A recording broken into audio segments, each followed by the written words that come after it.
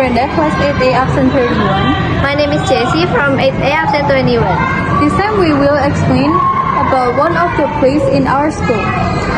Namely, the basketball court. On this court, there are 4 basketball hoops and 4 public seats, 1 flagpole and several trash cans.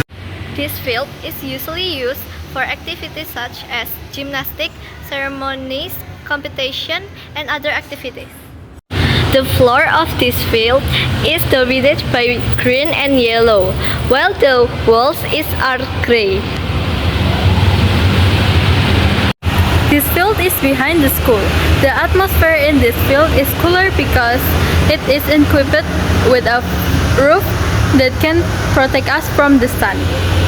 That's all for our video. Thank you.